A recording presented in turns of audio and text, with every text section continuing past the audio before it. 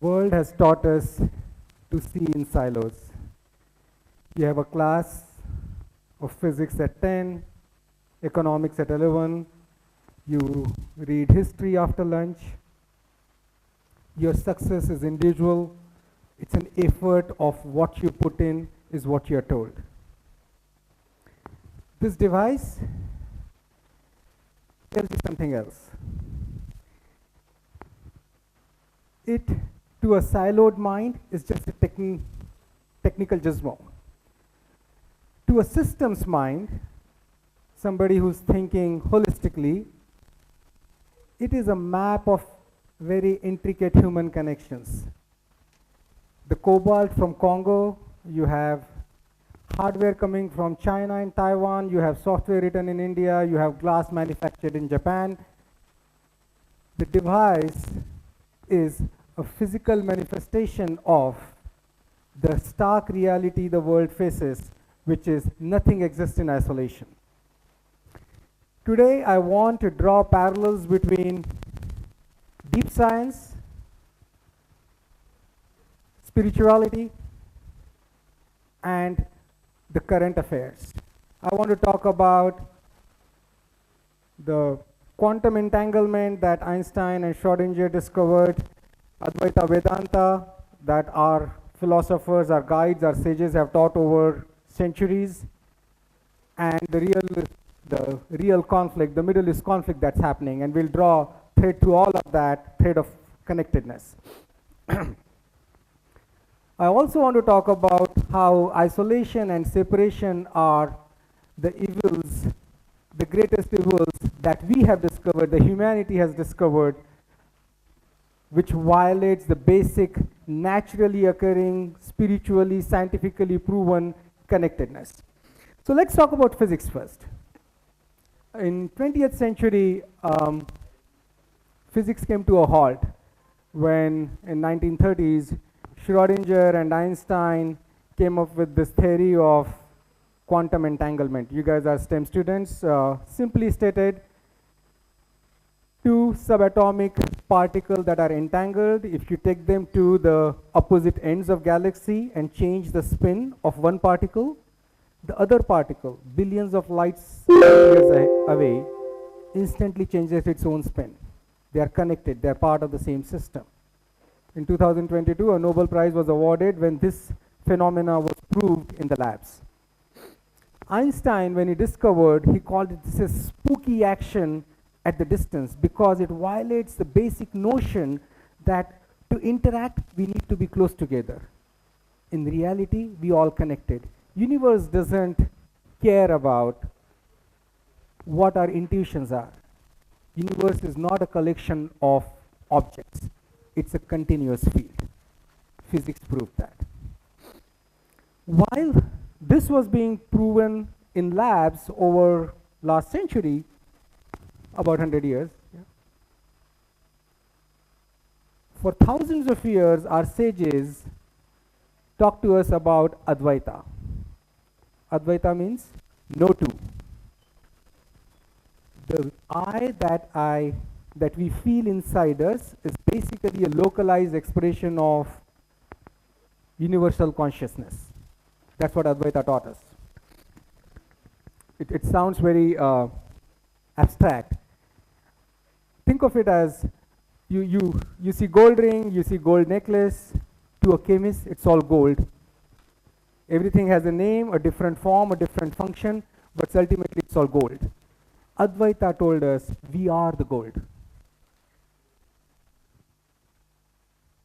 Now let's try and bridge this science, the physics that we talked about, the spirituality, the Advaita, and connect it with a real world example. Let's say you guys go and want to do a big project. Think about a battery efficiency for AI data centers. Sounds like a technical project, right? What happens behind the scenes? There are people who develop the hardware using rare earth metals. Excuse me, guys behind the curtains, if you can keep quiet, please. Thank you. So there are real people building hardware using rare earth metals. These rare earth metals are mined in tribal areas of Africa where the global demand for rare earth metals displaced cultures. So you see the people, the culture, the connectedness behind the project that you are trying to do. Well, there is also geopolitics because this rare earth metal has to go to the factories. So the countries in the world form unions to transit and to own these rare earth metals. And then there is technology. Suddenly there is a disruption that hydrogen storage is reducing the need for these batteries, and suddenly something changes, right? So while you think you are writing a software, in reality what you're doing is you're pulling a string that is vibrating in the mines of Africa, the ports of Dubai, or the boardrooms of Tokyo. This is how connected the world really is. That brings me to this heavy topic, right? The current conflict in the Middle East. To a siloed mind, you know, where we just think about our own local thing, it's like it's a tragedy, but it's so far away. It's a political variable that I don't control. To a connected mind, this is very different. This is a disturbance in our collective frequency. The Advaita says, when human lives are lost, it's our collective psyche that is impacted. When you walk into the classrooms having seen some news, you feel your vibe is not the same, your vibration is not the same. You see polarization on the screen when you read the news. We are really connected. So when we stop seeing the gold and start seeing the rings and the necklaces and the shapes, we start to think about breaking the shapes. This war is, in a way, a reminder that our siloed mentality is taking away the real connectedness that naturally occurs and is scientifically proven, spiritually explored for thousands of centuries. So my friends, as you walk towards your undergraduate years, the world around will tell you, strive for excellence, become a master of your own particle, specialize. Here is my challenge to you. As you do all of that, don't forget the field.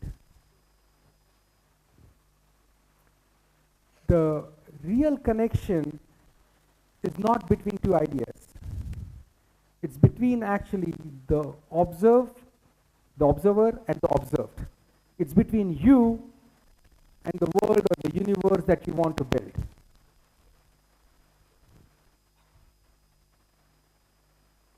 Where it all connects is the moment when you realize it's not you or them.